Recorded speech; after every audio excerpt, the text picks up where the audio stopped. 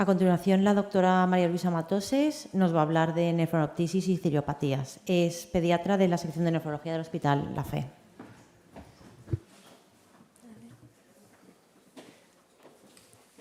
Hola, buenas tardes y gracias por habernos invitado a este curso. Primero vamos a hablar de la nefronoptisis y nuestra experiencia con esta enfermedad. No, es la otra presentación.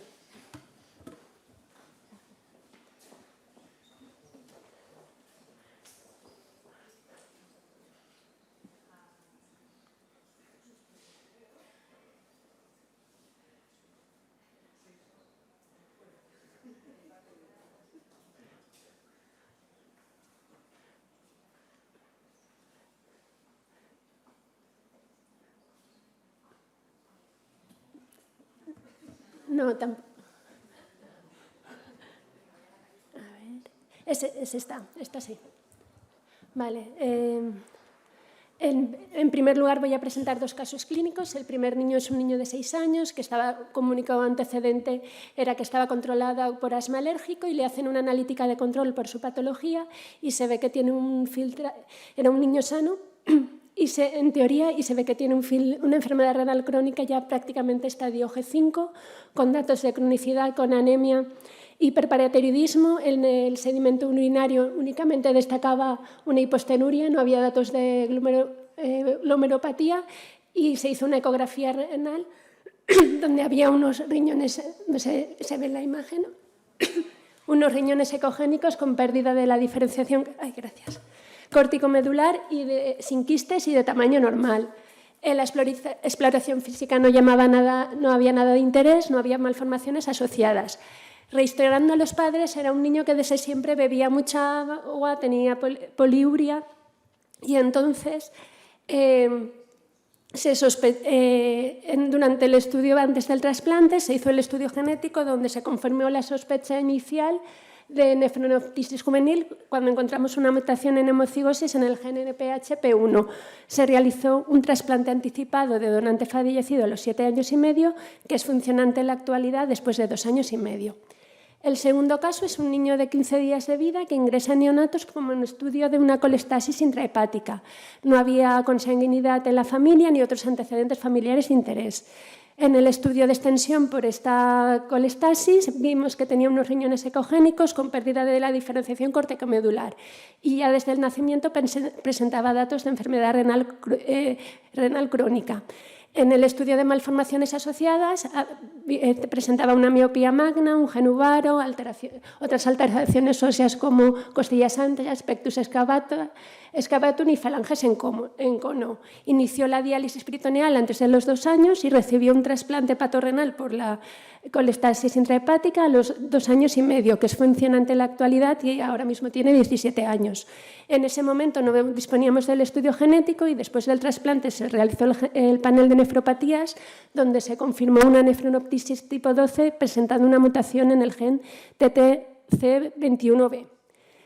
Estos dos pacientes, que son completamente distintos, comparten una misma base de patología renal, que es la nefronoptisis. Para entender la nefronoptisis y sus manifestaciones, primero tenemos que saber qué son los cilios. Los cilios son unos organelas presentes como unas antenas en la superficie de casi todas las células diferenciadas del organismo. En el riñón se encuentran en la superficie apical de los túbulos renales. Hay 2 tipos principales de cilios, los cilios móviles, que tienen un par de microtúbulos centrales, y los cilios primarios o inmóviles, que son los que nos vamos a centrar, que carecen de estos túbulos. Los cilios son como las antenas del organismo, son necesarios para la son quimiorreceptores, mecanorreceptores y receptores lumínicos y controlan la polaridad de las células planas. Se cree que para su correcto funcionamiento son necesarios alrededor de 1.500 genes y cualquier alteración de estos genes puede causar enfermedades conocidas como ciliopatías. Los cilios inmóviles fundamentalmente se encuentran en nuestro organismo, en los riñones, en los conductos biliares, en el páncreas, en el hueso y en el ojo. Nos vamos a centrar en las ciliopatías renales, en la nefronoptisis, como hemos dicho, Pero hay otras ciliopatías renales más conocidas, como son tanto la poliquistosis autosómica dominante y recesiva y otros síndromes asociados a la nefronoptisis, como son el síndrome de Joubert, el Bardet-Biedl y el síndrome de Meckel. Entonces, sabemos que la nefronoptisis es la causa hereditaria más frecuente de enfermedad renal crónica en las 3 primeras décadas de vida, con una incidencia aproximada de un caso cada 50.000 recién nacidos vivos. En Europa se cree que es el causante hasta la 4ª parte de los casos de enfermedad renal crónica en la edad infantil hereditarias. Antes, cuando no disponíamos de los estudios genéticos, la nefronoptisis se clasificaba según la edad de aparición de los síntomas. Teníamos la nefronoptisis infantil, la juvenil o la adolescente que desarrollaba la enfermedad renal crónica a los 19 años de edad. Ahora, con la aparición del estudio genético, esta clasificación ya no tiene sentido y nos basamos en los genes causantes de la enfermedad. Se sabe que en la mayoría de casos se tiene una herencia autosómica recesiva. Ahora mismo se conocen más de 25 genes implicados en su patogenia, siendo el más frecuente el que causa la 4ª parte de los casos en las mutaciones en el NPHP1. Clásicamente antes se hablaba que alrededor de un 10-20% de los pacientes con nefronoptisis tenían malformaciones extrarrenales, pero en las últimas ferias se ha visto que este porcentaje es mayor, cerca del 40%, sobre todo los que no asocian mutaciones al gen NPHP1. Y no existe ningún tratamiento específico de esta enfermedad, solo el de mantener el conservador de enfermedad renal crónica.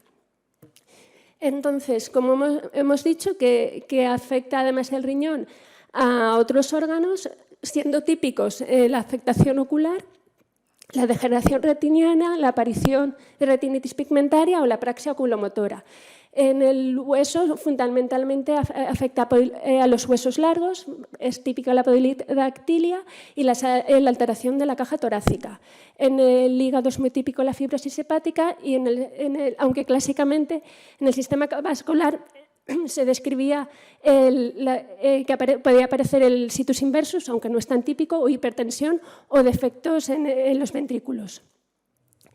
Cuando no disponíamos de los estudios genéticos, se describieron una serie de síndromes que asociaban unas manifestaciones clínicas típicas con la nefronoptisis. Los más frecuentes eran el síndrome de Cogan, que es la asociación de nefronoptisis con apraxia oculomotora, con nistagmus, el síndrome de Joubert, que asocia la nefronoptisis con una hipoplasia del vermis cerebeloso, que es típico la aparición del signo de la muela en el cerebelo, retraso psicomotor importante y nistagmus y ceguera. Y luego también el síndrome de Senior-Loken, que es la asociación de nefronoptisis y retinitis pigmentaria. El problema fundamental que hemos tenido hasta ahora era el diagnóstico de la nefronoptisis, porque es una clínica muy inespecífica. Normalmente son niños que a partir de los 6 años de edad comentan que beben mucho, que tienen poliuria, una densidad urinaria disminuida, que muchas veces se diagnostica y se busca una diabetes mellitus. El sedimento urinario es inactivo, no presentan proteinuria ni hematuria.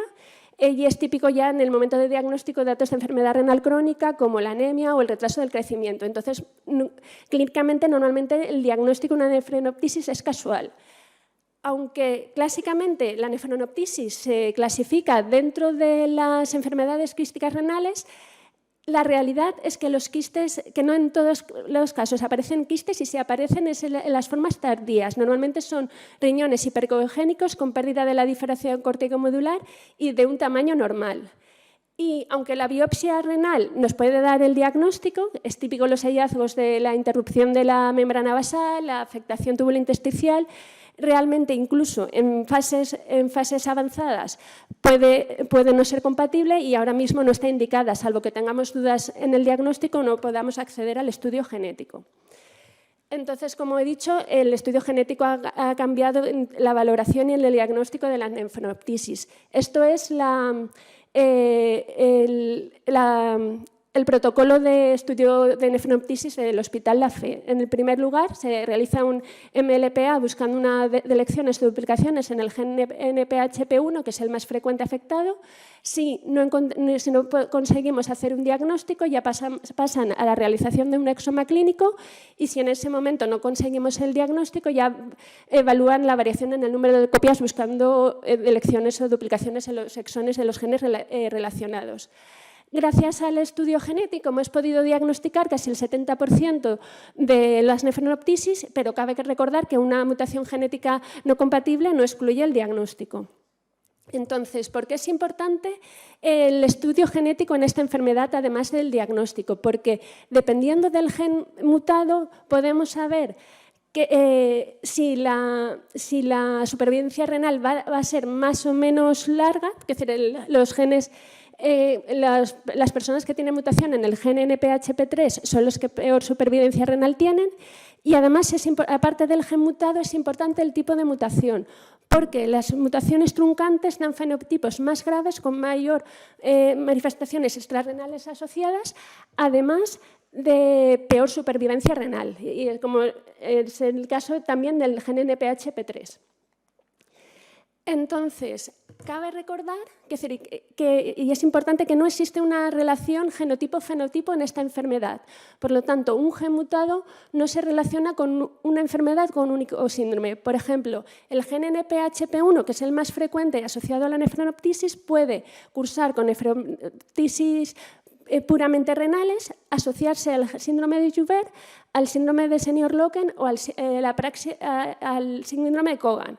Por lo tanto, más que enfermedad nefronoptisis, hay que llamarlo como si fuera un espectro de nefronoptisis, que son distintos síndromes que se asocian unos con otros. Entonces, realmente no se sabe muy bien por qué esta variabilidad genotipo-fenotipo, porque el alelismo es los locus, esto no lo explica únicamente. Como hemos dicho, puede estar relacionado con el tipo de mutación. Las mutaciones truncantes dan fenotipos más graves, y luego las mutaciones, aparte de ser causantes de la enfermedad, pueden actuar también como modificadores en la enfermedad. Por ejemplo, un paciente que tuviera una mutación en homocigosis en el gen NPHP1, si tiene además asocia una mutación en heterocigosis en el gen NPHP3, por ejemplo, esta coexistencia de ambos genes podría dar un fenotipo renal más grave. Y además también es importante en el momento del desarrollo del órgano en el que actúa la mutación. Entonces, después de esta teoría, os voy a enseñar cuál es nuestra experiencia con la nefronoptisis en pediatría. En primer lugar, cabe recordar que las causas de enfermedad renal crónica en pediatría son completamente distintas a las del adulto. El 50% de nuestras causas son patología estructural.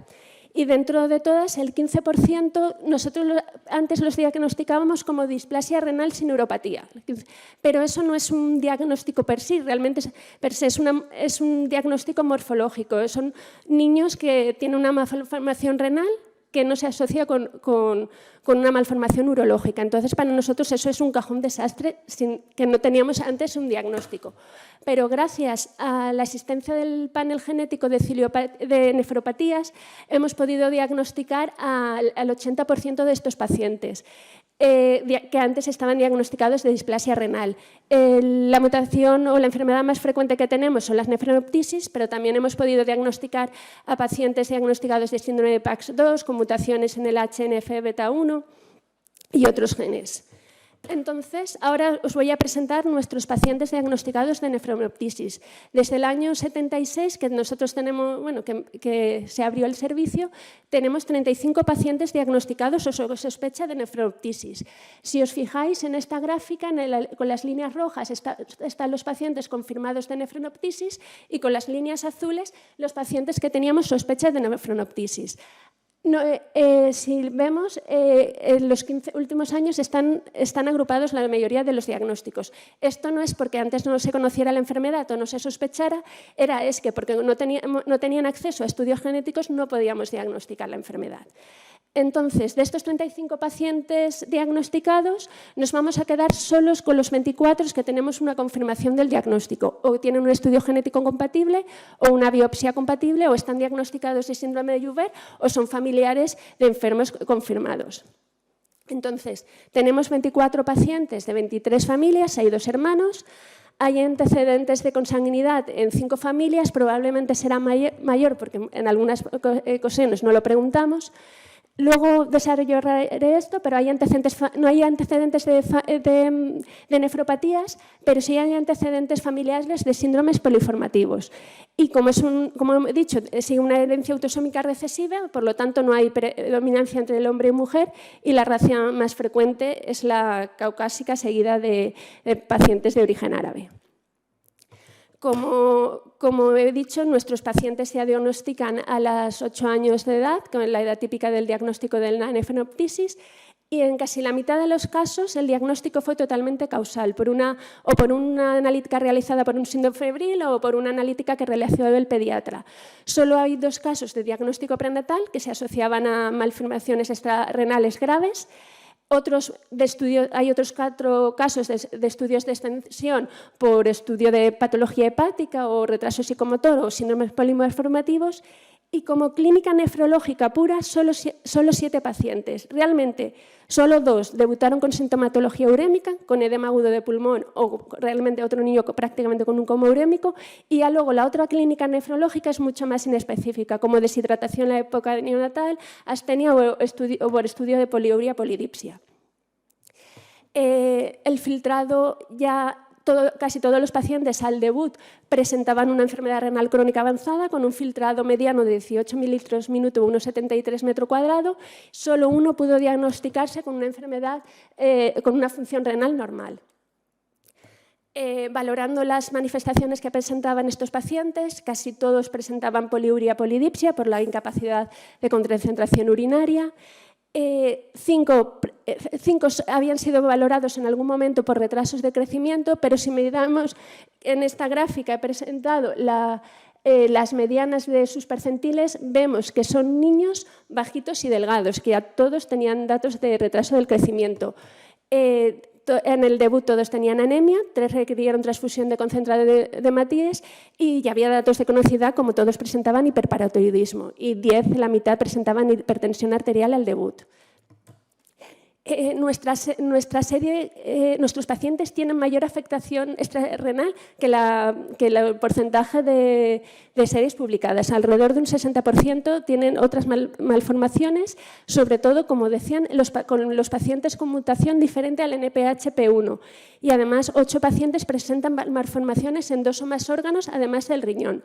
Lo típico, bueno, pues tenemos pacientes igual con manifestaciones cardíacas, con un situs inverso o un ventrículo único, manifestaciones óseas como puede ser cardiosinostosis, 4 presentaban fibrosis hepáticas al debut y 1 ha requerido, como el que presenta, un trasplante hepatorrenal. Las manifestaciones oculares son muy típicas. Tenemos 3 casos de síndrome de Joubert, 2 casos de apraxia como locutora de Cogan y 3 casos de síndrome de Leoken con retinitis pigmentaria. Y es también muy frecuente en las manifestaciones neurológicas. Aparte del síndrome de Joubert, hay un niño diagnosticado de síndrome de Bardet-Biedl y aparte hay 6 niños con retraso psicomotor. Únicamente encontramos causa la nefroptisis.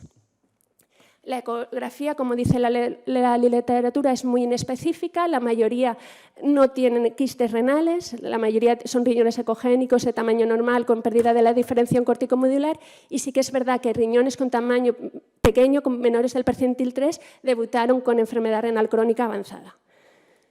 Y tenemos 6 casos de biopsia renal que se realizó en nuestros pacientes. 5 fueron incompatibles, 1 no hubo muestra suficiente para el diagnóstico, y los motivos, como hemos dicho, que ahora no está justificado realizar una biopsia renal, los motivos de realización de esta biopsia fue porque 2 se realizaron en otro centro, 3 fue porque fueron previos a la realización de estudio genético, y otro porque un paciente tuvo un daño renal. La evolución del daño renal fue tan rápido que, pues, si acaso había un componente agudo asociado que pudiera ser susceptible del tratamiento. Hemos realizado estudio genético a 21 pacientes y en 20 se confirma el diagnóstico, más un hermano con la misma patología. El gen, como dice la literatura, el gen más frecuentemente afectado es las mutaciones en hemocigosis del gen NPHP1 en casi la mitad de los casos. Tenemos los 3 casos de síndrome de Joubert, lo hemos confirmado genéticamente con mutaciones en el CEP219 y en el HH1I, que son las típicas, y además encontramos una paciente con mutación en homocigosis en el gen NPHP3 que además asociaba una mutación en heterocigosis, una delección en heterocigosis en el gen NPHP1, que en vez de a partir de los 20 años, que es normalmente como desarrolla la enfermedad renal crónica estos pacientes, se trasplantó a los 13 años. Entonces probablemente haya ayudado esta mutación o herencia digénica haya ayudado a la peor evolución de esta paciente. Entonces, aunque tenemos una serie corta de solo de 24 pacientes, ya encontramos una variabilidad fenotipo-genotipo. Estos son los niños que están, los 9 pacientes que están diagnosticados de nefronoptisis por mutación en el gen NPHP1. No encontramos diferencias en la edad del diagnóstico ni el filtrado al diagnóstico, pero en estos pacientes hay 5 con nefronoptisis renal pura, pero encontramos 2 casos de apraxia oculomotora de Cogan y 2 casos de síndrome de Senior-Loken en estos 9 pacientes con la misma mutación. Y no solo encontramos la variabilidad genética dentro del mismo gen, sino encontramos la variabilidad genética dentro de las mismas familias que tienen la misma mutación. En estas 4 familias con varios hermanos con mutaciones asociadas a nefronoptismos encontramos un caso donde presenta mutación en el gen NPHP1, que el niño a los 11 años ya está trasplantado por nefronoptisis y, y presenta apraxia oculomotora y un autismo leve y tiene un hermano varón de 6 años portador de la misma mutación con actualmente una función renal normal. Y luego hay, por ejemplo, otros dos niños con mutación en el gen NPHP1 con una delección completa 2q13, que tiene un niño que está diagnosticado de síndrome de apraxia locomotora de Cogan, que está trasplantado en la actualidad, y su hermano varón de 14 meses actuales tiene un síndrome de Joubert y tiene un filtrado y unas ecografías normales. Y esta, como hemos dicho, esta enfermedad evoluciona en enfermedad renal crónica avanzada en la edad pediátrica. 19 de nuestros 24 pacientes ya han necesitado técnicas de sustitución renal durante el seguimiento. Incluso 3 pacientes necesitaron diálisis al debut. El tiempo de evolución desde el diagnóstico a la enfermedad renal crónica avanzada es muy rápido, es menos de 2 años. Para que os hagáis una idea, las uropatías que evolucionan en enfermedad renal crónica avanzada suele diagnosticarse a los 8 años de seguimiento. Aunque no podemos hacer, como solo tenemos 24 pacientes, no podemos hacer análisis con significación estadística, pero sí que hemos visto que los pacientes que tienen una mutación genética distinta a NPHP1 son normalmente pacientes más graves con una edad de evolución a enfermedad renal crónica avanzada más precoz que los pacientes diagnosticados de nefronoptisis por mutación en el gen NPHP1. 6 han recibido un trasplante renal anticipado, que supone alrededor de un 25% de los pacientes que han recibido el trasplante, que realmente esta tasa es, aunque parezca elevada, hacer un 25% de trasplante renal anticipado, es una tasa baja, porque en general en nuestros pacientes que evolucionan en enfermedad renal crónica avanzada, la tasa de trasplante renal anticipado es cercana al 50%, porque estos pacientes con nefronoptisis son pacientes que se diagnostican tarde. Y 13 requirieron técnicas de diálisis durante el seguimiento. Cabe destacar que estos 13 que necesitaron diálisis antes del trasplante son pacientes más jóvenes que los que se trasplantaron directamente, 7 años frente a 11, y con un diagnóstico de función renal de empeoramiento de la función renal más avanzado que los otros, porque a los 3 meses y medio del diagnóstico ya necesitaron diálisis, mientras que los pacientes que pudimos hacer trasplante renal anticipado tuvimos un periodo de seguimiento de casi 4 años. Entonces, actualmente, tras 5 años de seguimiento con una edad mediana de 15 años y medio, de estos 24 pacientes, solo 3 pacientes se encuentran en situación prediálisis. Hay 15 pacientes trasplantados, se han realizado 19 trasplantes, 2 de donante vivo y solamente un paciente se encuentra en hemodiálisis. Han fallecido 4 pacientes, todos realmente a causa de las manifestaciones extrarrenales. 2 hermanos con mutación en el VDR35, que son nefronoptisis graves con afectación multisistémica. Un paciente con síndrome de Joubert que falleció a los 26 años en hemodiálisis tras 2 trasplantes renales y un paciente con una cardiopatía compleja con un filtrado renal normal.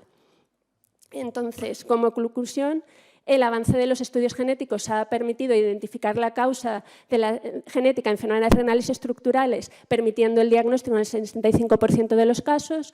No hay una clara correlación genotipo-fenotipo independientemente de afectación exclusivamente renal o con afectación multisistémica. En nuestra serie hemos encontrado más porcentaje de afectación extrarrenal que en la literatura publicada y el diagnóstico genético nos permite confirmar la etiología de la enfermedad renal, el mejor manejo de los pacientes y conocimiento del tiempo de evolución de la enfermedad renal crónica avanzada y un correcto asesoramiento genético. Vale, gracias. Bueno, y si eso, los casos clínicos o... Ahora van los casos clínicos que por el Mentimeter. Recordaros menti.com y que cambia el código, ¿vale?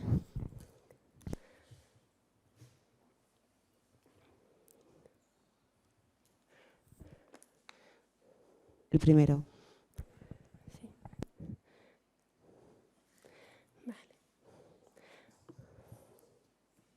Vale, pues os presento a otra de nuestras pacientes, que es una niña de 7 años que no tiene ningún antecedente personal y familiar de interés, que acude a urgencias por un síndrome febril de 12 horas de evolución, que no tiene una clínica digestiva asociada, no presentaba ni vómitos, diarrea y no refiere toma de medicación previa, incluido ibuprofeno. En la exploración física, lo único que llama la atención es que es una niña pequeña, una niña baja, no tiene hipertensión arterial, no tienes datos de depleción de volumen, tiene únicamente un soplo sistólico de características funcionales y el resto de exploración es totalmente normal. Entonces se realizó una analítica por el síndrome febril, donde destacó que tenía una anemia sin datos de microangiopatía trombótica,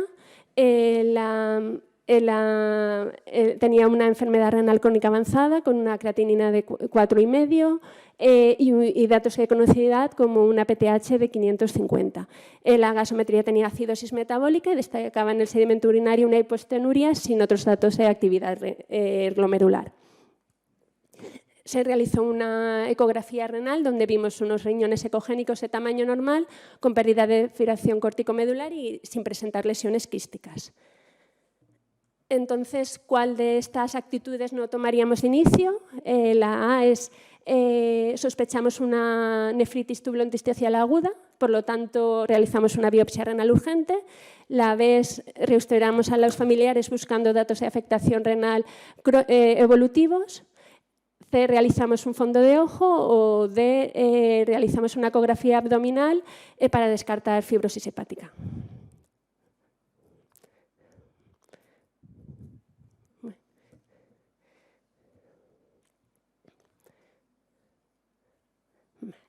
Pues, vale.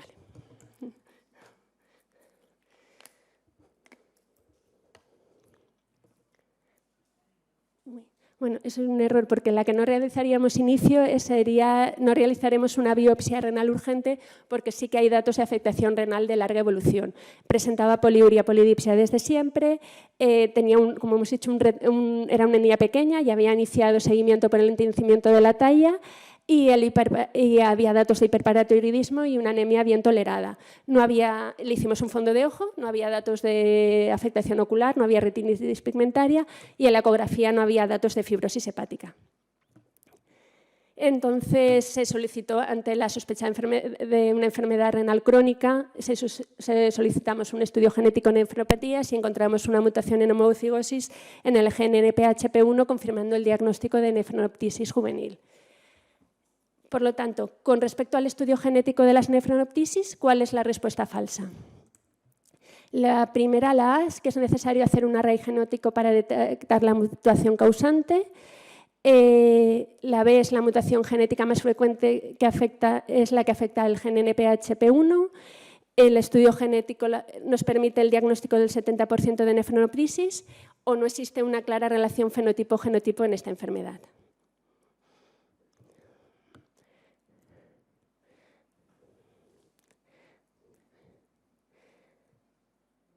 Sí, no, lo correcto es eso, que no es necesario hacer un array genómico para el diagnóstico.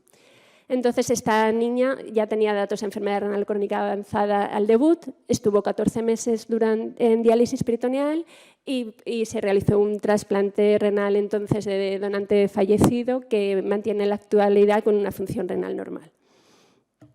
Y entonces, con respecto a la evolución y tratamiento de las nefronoptisis, ¿cuál es la respuesta verdadera?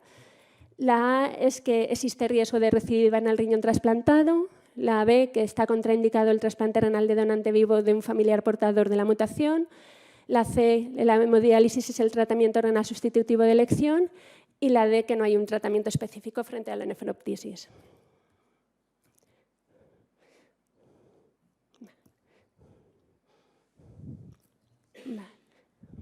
Vale, la correcta es la D, no hay un tratamiento específico frente a la nefronoptisis porque es una enfermedad genética, no existe, no se ha descrito ninguna recidiva en el riñón trasplantado.